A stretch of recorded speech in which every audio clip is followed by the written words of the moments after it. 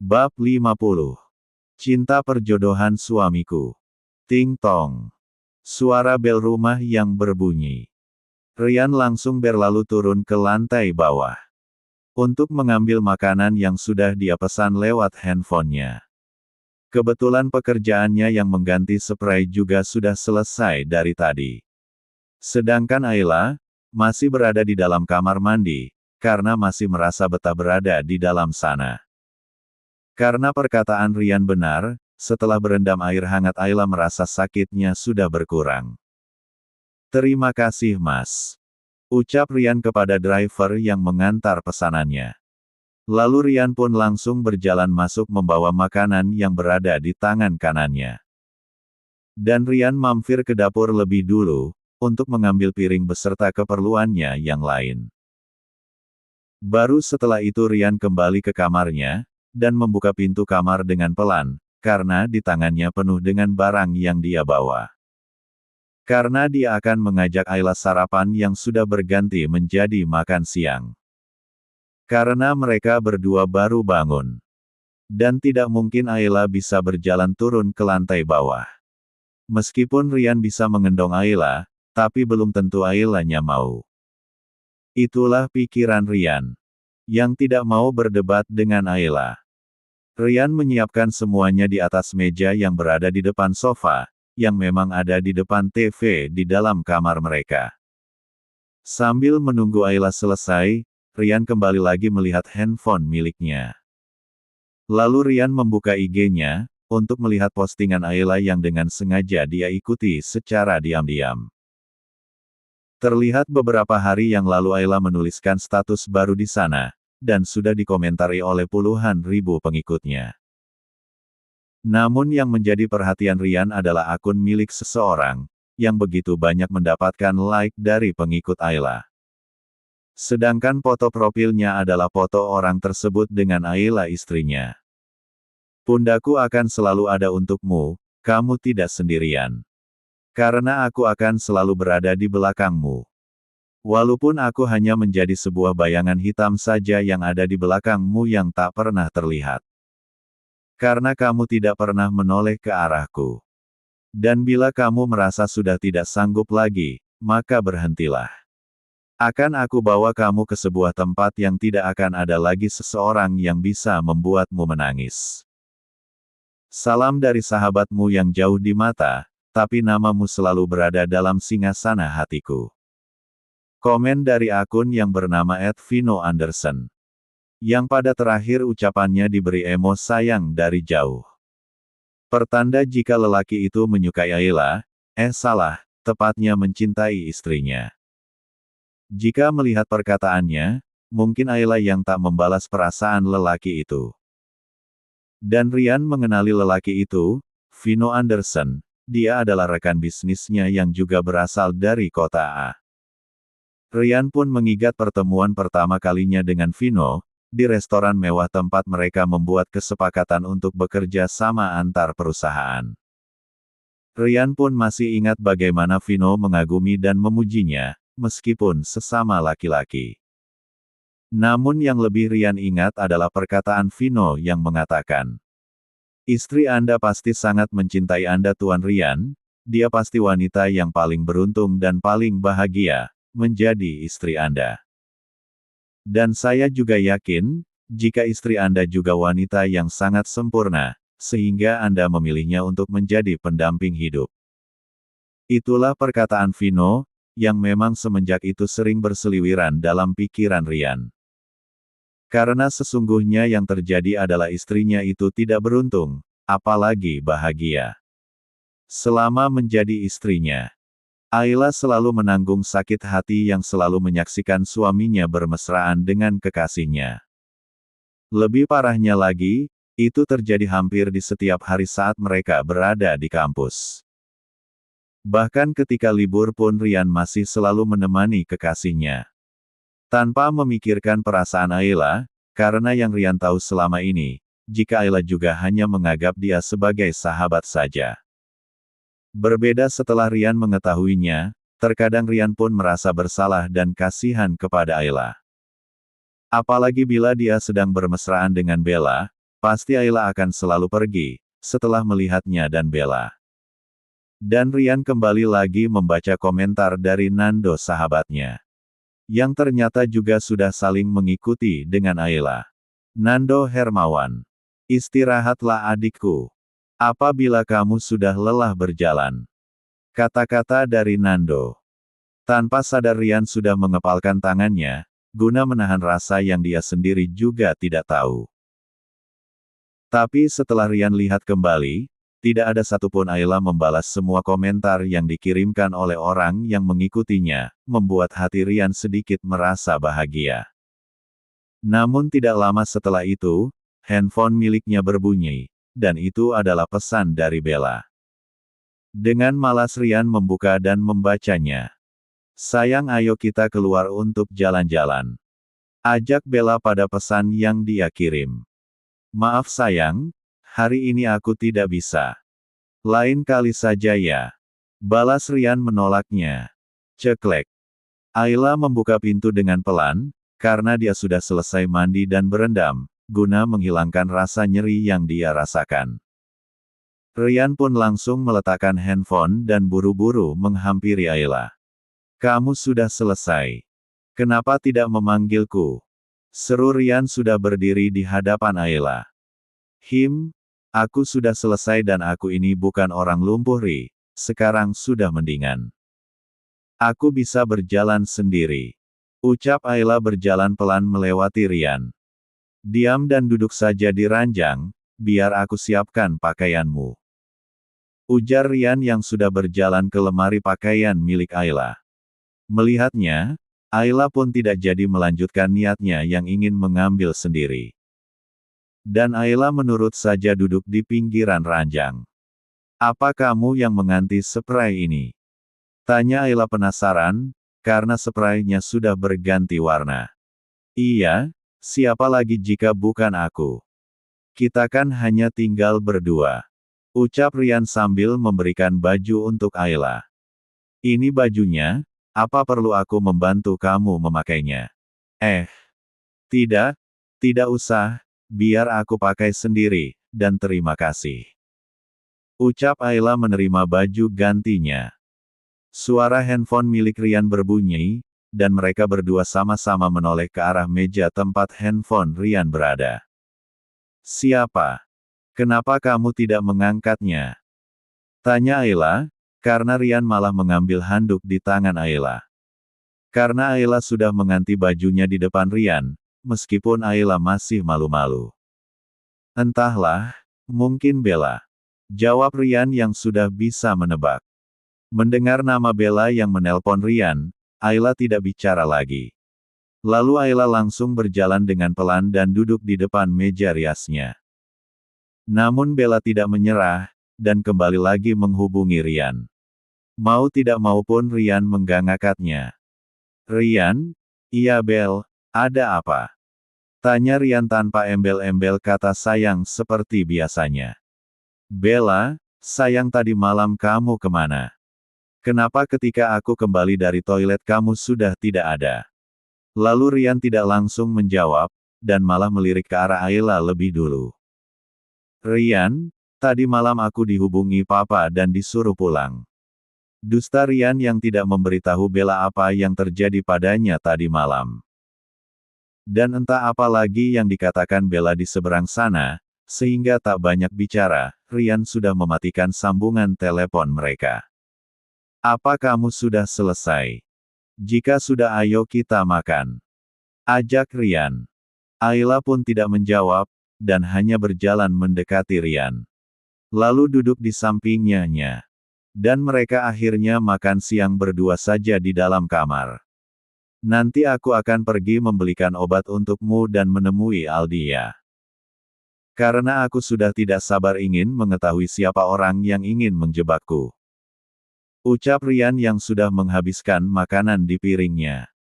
Bab 51. Di kediaman keluarga Sanjaya.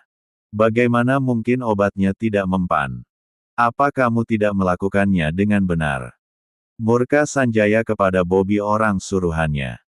Maaf Tuan, tapi saya sudah memberikan obat yang biasanya diberikan kepada hewan. Tapi Tuan Rian yang terlalu kuat menahan reaksinya. Sehingga dia masih bisa menolak ketika Nona Bella mengajak Tuan Rian menginap di hotel kemarin malam. Terang Bobby membela dirinya.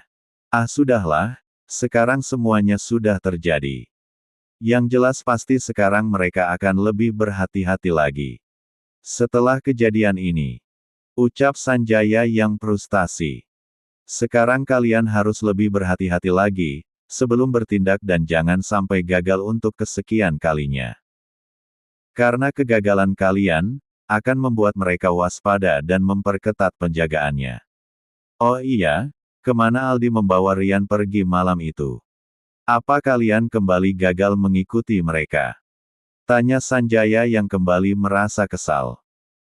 Karena sudah sangat sering dia dan orang-orangnya ingin menjebak Rian dan Bella putrinya, agar keluarga Erlangga mau menerima Bella menjadi menantu dari keluarga konglomerat itu. Karena mereka memiliki dendam lama yang belum terselesaikan, sampai saat ini. Tujuan Sanjaya menjadikan Rian menantunya adalah, agar Bella bisa membuat Rian bertekuk lutut dan pada saat itu terjadi. Maka harta Erlangga juga akan menjadi harta Sanjaya. Namun sayangnya, semua itu selalu digagalkan oleh orang-orang yang selalu melindungi keluarga Erlangga, meskipun tak pernah terlihat. Maaf Tuan, kami memang gagal untuk mengikuti mobil yang membawa Tuan Rian. Karena orang-orang yang bersama Aldi bukan orang sembarangan.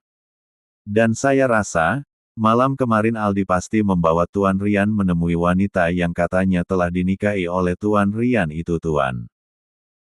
Karena pegawai hotel yang memberikan kabar waktu itu pasti tidak berbohong. Namun sayangnya sampai sekarang kita tidak bisa menemukan pegawai itu dan mengetahui siapa wanita yang Tuan Rian nikahin itu. Bobby yang kembali menceritakan tentang pernikahan Rian, yang memang sudah mengetahuinya. Tapi karena tidak mau membuat Bella frustasi, Sanjaya masih menyembunyikan kebenarannya.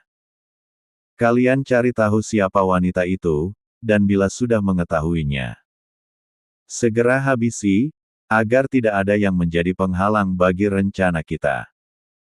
Perintah Sanjaya agar anak buahnya menghabisi wanita yang menjadi istri Rian. Baik Tuan, kami akan lebih berhati-hati lagi. Karena saya juga yakin, setelah ini Aldi akan mempertambah penjagaan mereka. Dan jika tidak ada lagi yang dibicarakan, saya permisi dulu. Karena sekarang anak buah Aldi sedang memeriksa semua pegawai yang bekerja di hotel itu. Jadi saya harus bersembunyi untuk beberapa hari ini. Ucap Bobby yang ingin pamit. Ya, pergilah. Aku percayakan semuanya kepadamu. Jawab Sanjaya mempersilahkan. Dan Bobby pun langsung pergi untuk bersembunyi dalam beberapa hari ini. Jika Aldi sampai menemukannya, sudah bisa dipastikan jika Sanjaya akan dibuat rata menjadi tanah oleh Harry Erlangga. Di dalam mobil, Rian dan Ayla sedang dalam perjalanan menuju rumah kedua orang tua Ayla. Karena Ayla tidak mau ditinggal sendirian di rumah mereka. Jadi Rian mengantar Ayla terlebih dahulu. Nanti aku tidak akan mampir, karena waktunya juga sudah sore. Tolong sampaikan maafku pada ayah dan bunda ya. Aku akan mampir pulangnya nanti, sambil menjemputmu. Ucap Rian yang membelokkan mobilnya dan berhenti di sebuah apotik yang cukup besar.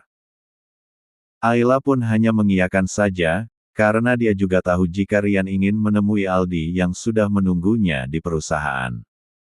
Tunggu saja di mobil, aku tidak akan lama. Hanya membelikan obat untukmu saja. Tapi apa kamu ingin sesuatu biar sekalian aku belikan? Tanya Rian yang sudah keluar dari mobilnya dan sekarang sedang menghadap ke arah Ayla yang masih duduk di dalam mobil. Iya, tapi Ri, apa kamu tidak malu? Tanya Ayla ragu-ragu. Tidak, buat apa aku malu? Lagian aku membelikan obat untuk istriku. Bukan untuk kekasihku. Ucap Rian yang merasa biasa-biasa saja. Mendengarnya, Ayla pun langsung tersenyum bahagia karena kata-kata sakral itu yang ingin dia dengar dari mulut Rian selama ini. Sudahlah, aku masuk dulu. Rian pun langsung masuk ke dalam apotik. Dan setibanya di sana, Rian langsung disambut ramah dan sopan oleh kasir dan seorang pegawai di sana.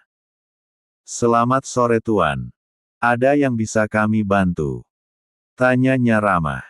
Rian tidak menjawab, dan malah langsung menanyakan obat yang sedang dia cari.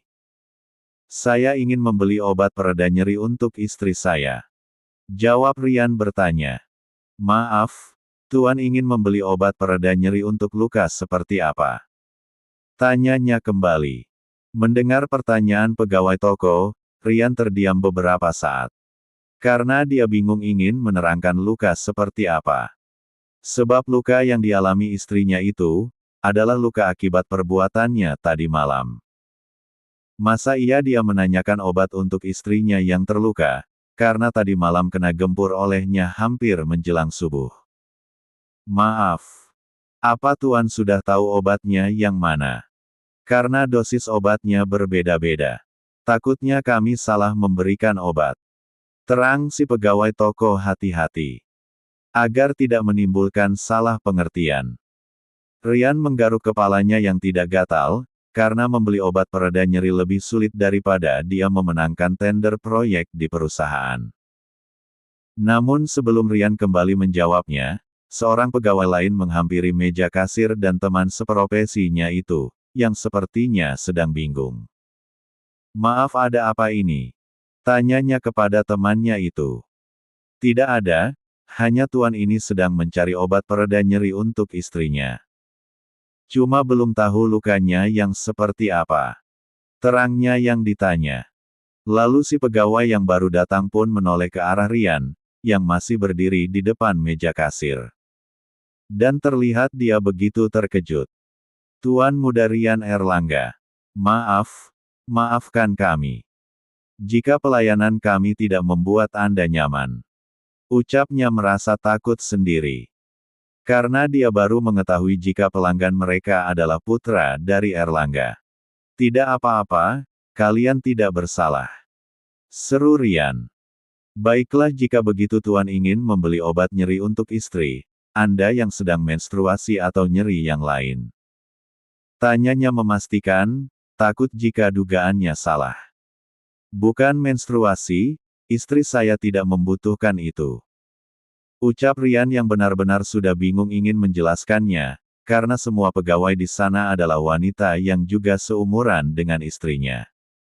Oh, kalau begitu Anda pasti membutuhkan obat dan salep ini Tuan. Ini obat yang Anda cari. Sambil menyerahkan obatnya kepada Rian. Rian pun menerimanya dengan lega. Dan Rian langsung memberikan 20 lembar uang berwarna merah kepada pegawai yang sudah membantunya tadi. Ini untuk membayar obat dan kembaliannya kalian ambil saja. Terima kasih. Rian yang sudah berjalan keluar, karena takut Ayla lama menunggu dirinya. Tapi, ucapan mereka para pegawai toko terputus, karena yang diajak bicara sudah tidak ada. Brak. Rian masuk ke dalam mobil dan menutup pintunya. Ini, obatnya dan salep juga ada.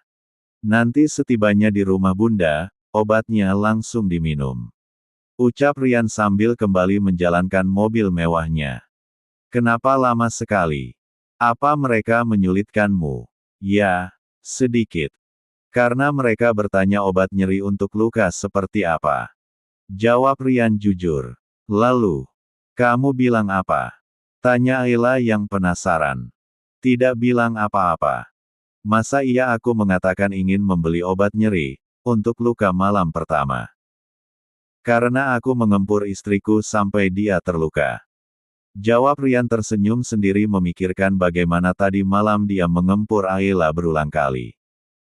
Sampai dia benar-benar puas melakukannya.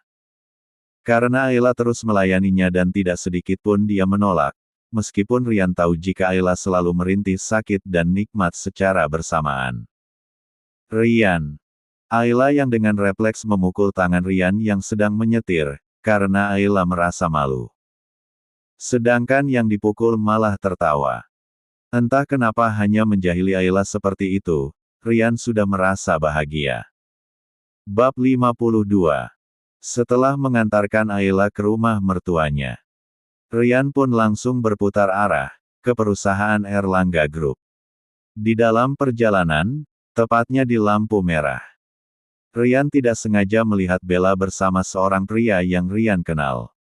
Karena mereka juga satu kampus. Terlihat mereka sedang tertawa bersama dan terlihat jika mereka berdua begitu akrab. Tapi setahu Rian, bila berada di kampus, mereka seperti tidak saling mengenal. Kenapa ini seperti cerita dia dan Ayla saja? Pikir Rian merasa aneh.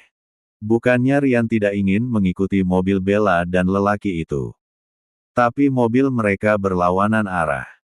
Jadilah Rian kembali lagi ke niat awalnya, yang ingin ke perusahaan menemui sekretaris Aldi. Yang memang sudah menunggu di sana. 20 menit perjalanan, Rian sudah tiba di lobi perusahaan. Yang di sana sudah ada pengawal menunggu dan menyimpan mobilnya ke tempat parkiran khusus bagi orang-orang penting. Rian tidak banyak bicara dan langsung masuk ke dalam lift menuju tempat kantornya berada. Tiing. Rian buru-buru keluar setelah pintu lift terbuka. Krek. Rian membuka pintu ruangannya. Yang ternyata Aldi sudah duduk di sofa beserta laptop yang sedang menyala di hadapannya. Tuan muda sudah datang. Sapa Aldi lebih dulu. Rian yang hanya berdehem seperti biasanya. Jadi apa kalian sudah menemukannya? Tanya Rian tanpa basa-basi lagi. Sudah Tuan. Mereka adalah orang-orang suruhan dari Tuan Anton, Direktur Perusahaan Barclay. Jawab Aldi meyakinkan. Apa? Kenapa mereka melakukannya? Kita tidak memiliki masalah dengan Barclay Group kan? Ini sulit untuk dipercaya. Seru Rian yang ikut duduk di hadapan Aldi. Iya, kita tidak memiliki masalah pribadi dengan mereka. Tapi menurut analisa saya, mereka pasti berniat menjebak Anda dengan Nona Bella.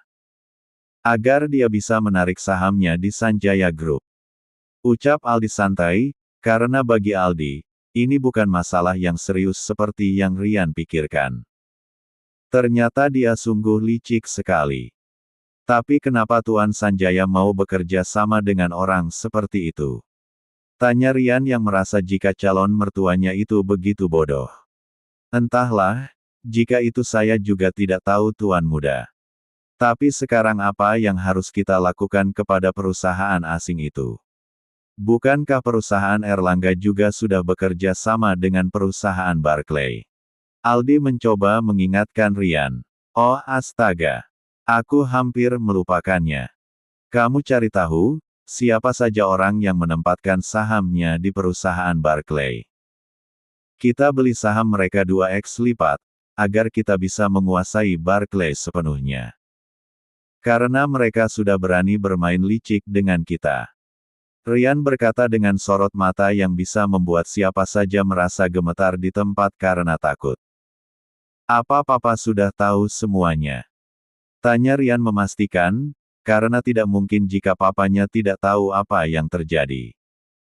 Sudah Tuan muda, Tuan Harry sudah mengetahui. Sebelum saya memberitahunya. Ya sudah kalau Papa sudah tahu. Kita tidak perlu menjelaskannya lagi kalau begitu. Seru Rian. Apa sahabat istriku yang sering bertemu dengannya itu, adalah Vino Anderson? Iya Tuan. Memangnya kenapa dengan Tuan Vino? Aldi yang kembali bertanya. Tidak ada, tapi apakah mereka berdua hanya bersahabat saja? Kenapa sepertinya dia begitu akrab dengan istriku? Ucap Rian merasa jengkel bila mengingat komentar Vino pada postingan Ayla. Setahu saya, setelah menyelidiki semua sahabat Nona Ayla, Tuan Vino sangat mencintai istri Anda Tuan. Dan saya harap, Tuan bisa memberikan doa terbaik untuk Nona Ayla dan Tuan Vino. Peringat Aldi yang sudah menjelma menjadi kompor. Apa maksudmu? Aku mendoakan hubungan mereka. Berani sekali kamu berbicara seperti itu padaku. Marah Rian yang ingin melempar Aldi dengan dokumen di depannya.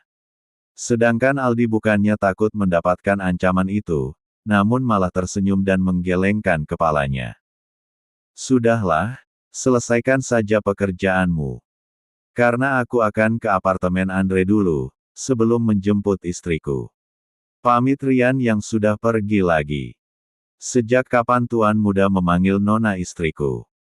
Apakah obat yang dia minum kemarin malam, juga sudah berhasil membuat otaknya bermasalah? Aldi berbicara sendiri, sebelum handphone miliknya berbunyi. Aldi, iya, saya sudah menjalankan semuanya seperti rencana yang sudah kita buat. Aldi, Anda tidak perlu khawatir, kita akan membuat perusahaan mereka rata menjadi tanah. Baiklah, saya mengerti. Aldi mematikan handphone dan kembali melanjutkan pekerjaannya. Di rumah orang tua Ayla. Ayla sedang berada di kamarnya. Tok, tok. Nak ini bunda. Apa bunda boleh masuk? Panggil bunda dari luar kamar. Iya bun, masuk saja, pintunya tidak kunci. Ceklek. Pintunya bunda buka dengan perlahan. Lalu bunda pun menghampiri anaknya yang sedang duduk di sofa yang berada di dekat jendela kaca yang besar. Bunda, Ai kangen sama kalian semua. Seru Ayla yang sudah dipeluk bundanya yang berdiri di atasnya, karena Ayla masih duduk di atas sofa. Tadi ketika Ayla datang, memang bundanya sedang tidak ada di rumah. Karena Ayla memang tidak memberitahukan lebih dulu jika mereka akan ke rumah orang tuanya. Bunda juga kangen kepadamu nak. Ada masalah apa? Coba ceritakan sama bunda. Tanya bunda yang tahu jika putrinya memiliki masalah. Tidak ada bun, Ayla baik-baik saja. Apa ayah dan Paro juga sudah pulang? Tanya Ayla mengalihkan pertanyaan bundanya. Sudah, ayah dan adikmu sedang istirahat dulu. Kemana suamimu? Apa kamu kesini sendiri? Rian sedang ke perusahaan dulu bun, menemui sekretaris Aldi. Karena ada yang harus mereka selesaikan. Jawab Ayla apa adanya. Hanya saja Ayla tidak mengatakan jika Rian dan Aldi sedang mengurus masalah orang yang dengan sengaja memberinya obat perangsang. Kalau begitu telponlah dia. Suruh dia kembali sebelum makan malam.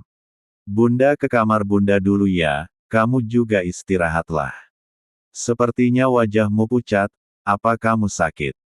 Tidak bun, Ayla baik-baik saja. Bunda juga istirahatlah, Ayla juga akan menghubungi Rian. Ucap Ayla sambil berjalan mengantar bundanya ke depan pintu kamar. Dan setelah menutup pintu kamar, Ayla kembali duduk di sisi ranjang. Lalu mengambil handphone untuk menanyakan Rian. Kaling. Sidan, imut, halori.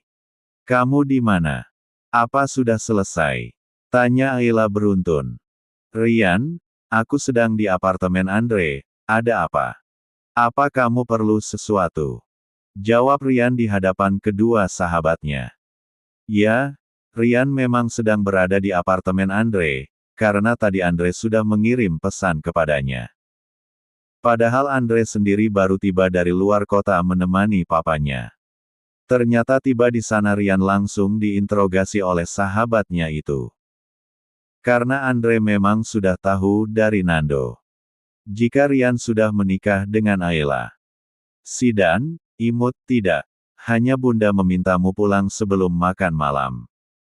Apa kamu bisa? Rian, iya baiklah, aku akan pulang sebentar lagi. Rian mengakhiri panggilannya. Lo kenapa menyakiti cewek sebaik Ayla Ri? Iyo udah berdosa tahu gak? Lagian apa kurangnya Ayla, gue bener-bener heran sama lo.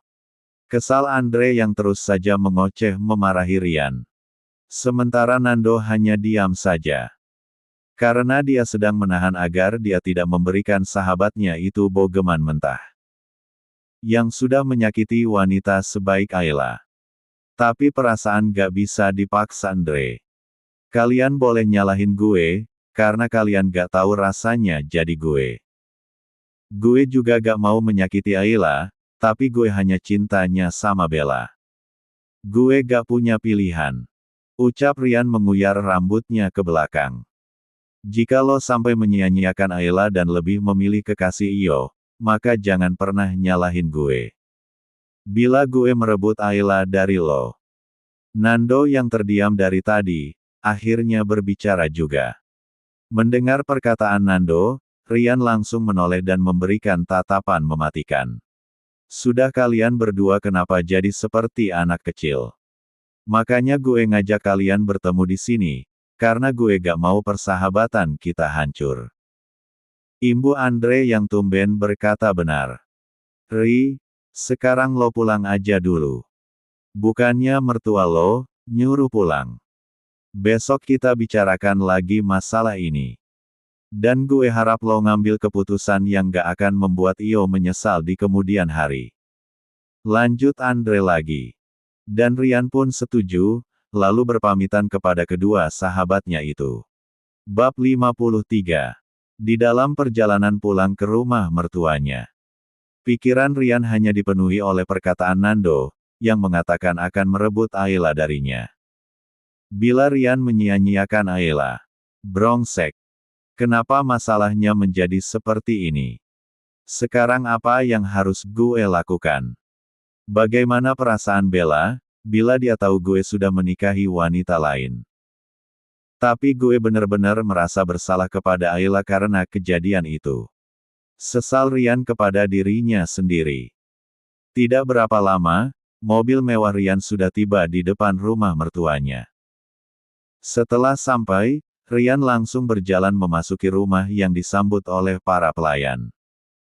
Karena mertua maupun adik iparnya sedang beristirahat di kamar mereka masing-masing. Istriku ada di mana, Bi? Tanya Ryan menayangkan keberadaan sang istri. Nona juga ada di dalam kamar Tuan. Karena Nyonya dan Tuan Rituan juga baru kembali, jadi dari tadi Nona belum ada turun. Jawab si pelayan. Karena sebelumnya tadi Ryan juga sudah menanyakan mertua dan adik iparnya terlebih dahulu. Baiklah, lanjutkan saja pekerjaan kalian. Terima kasih. Ryan pun langsung saja naik ke lantai atas, di mana tempat kamar Ayla berada. Lalu Ryan pun membuka pintunya dengan pelan, karena takut Ayla sedang tidur. Dan benar saja, Ayla memang sedang tidur, namun bukan di atas ranjang. Tapi Ayla tertidur di atas sofa. Karena sehabis menelpon Ryan tadi, Ayla memainkan handphonenya sampai rasa kantuknya datang tanpa sadar Ayla langsung tertidur di sana. Ryan berjalan menghampiri istri kecilnya itu dan duduk di sebelah kanan Ayla. Tangannya pun mengelus dengan pelan kepala Ayla, sehingga membuat Ayla terbangun. Kamu sudah kembali. Tanya Ayla dengan suara serak khas orang baru bangun.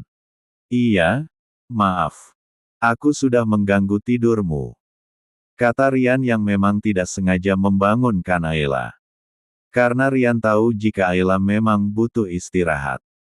Tidak apa, ini juga sudah hampir malam, aku juga mau mandi. Ayla yang sudah kembali duduk. Apa kamu sudah lama datangnya? Tanyanya kembali. Belum, aku baru saja datang. Tadi sehabis dari perusahaan, aku ke apartemen Andre, karena dia dan Nando mengajakku bertemu di sana. Ryan yang memang selalu berkata jujur pada Ayla, meskipun Ayla tidak bertanya. Namun hanya satu hal yang Ryan tidak bisa jujur kepada Ayla. Yaitu niatnya yang ingin melamar Bella setelah mereka lulus nanti. Dan perkataannya yang akan memberikan Ayla kesempatan, untuk membuatnya jatuh cinta kepada Ayla. Tapi semua itu hanya bualan Ryan saja, agar Ayla tidak melanggar janjinya yang akan meninggalkan Ryan, bila dia tidak berhasil membuat Ryan jatuh cinta kepadanya. Karena hanya itulah satu-satunya cara, agar Ryan bisa berpisah dengan Ayla.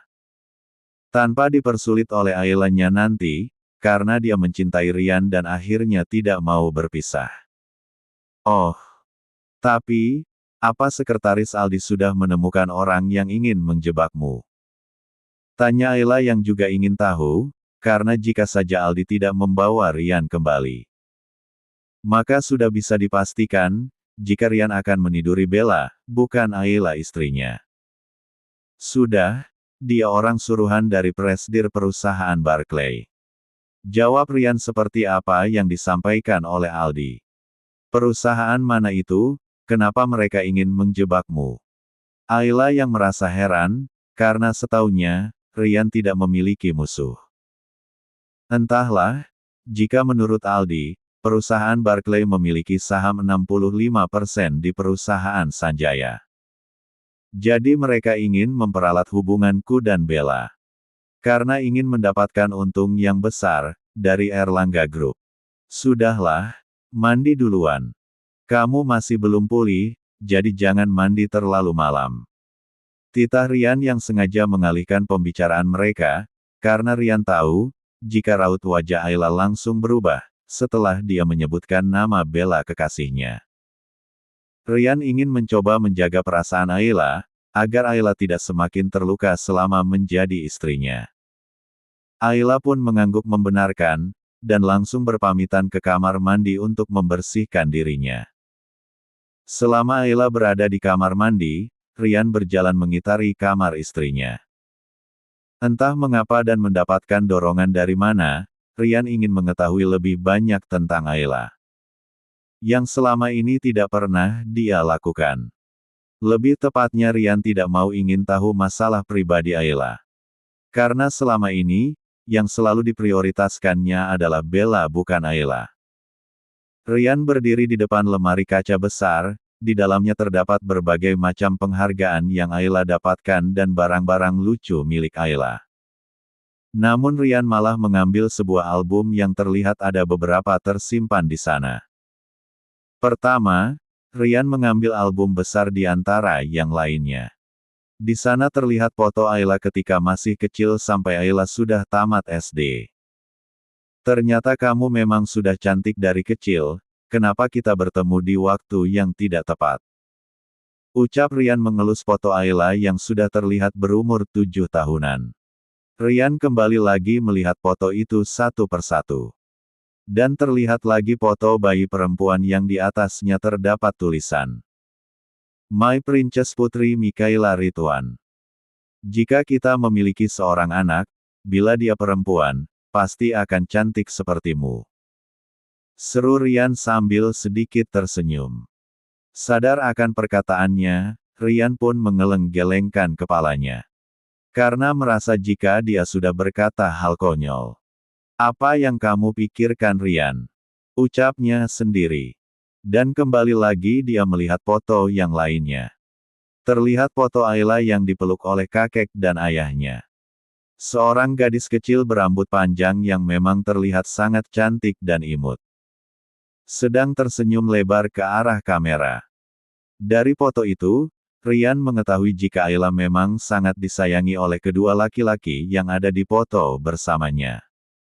Lalu apa sekarang? Rian malah dengan sengaja menyakiti wanita yang sangat disayang dan dimanja dalam keluarga Ridwan itu. Tak tahan melihat betapa Ayla bahagia dari semenjak kecil sampai dia besar. Tidak jauh berbeda dengan Rian sendiri yang juga biasa disayang dan dimanja oleh keluarga Erlangga. Rian kembali menyimpan album yang sudah dia lihat. Lalu Rian mengambil album yang terlihat masih baru. Begitu Rian buka, terdapat foto Ayla yang sedang tersenyum bersama sahabatnya Sari. Lalu ada foto-foto Ayla yang lainnya lagi. Setelah itu, Rian kembali melihat foto Ayla bersama Vino Anderson sahabat Ayla di kota A. Terlihat Vino sedang memberikan sebuah buket bunga kepada Ayla.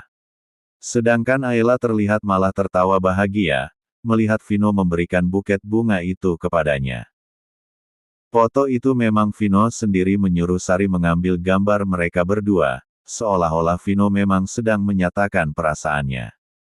Waktu itu Vino berkata, walaupun aku tidak bisa menjadi kekasih Ayla, setidaknya kami punya foto untuk Ayla ceritakan kepada anak-anaknya nanti. Jika ada seorang pangeran yang mencintainya dengan tulus. Ayo Sari ambil fotoku bersama Ayla.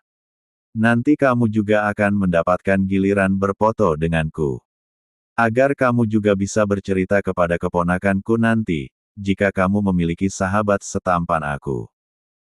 Itulah Vino Anderson yang memang tingkat percaya dirinya sangat tinggi. Lebih tidak tahan melihat foto Ayla bersama dengan Vino, Ryan langsung mengembalikan album itu ke tempat semula.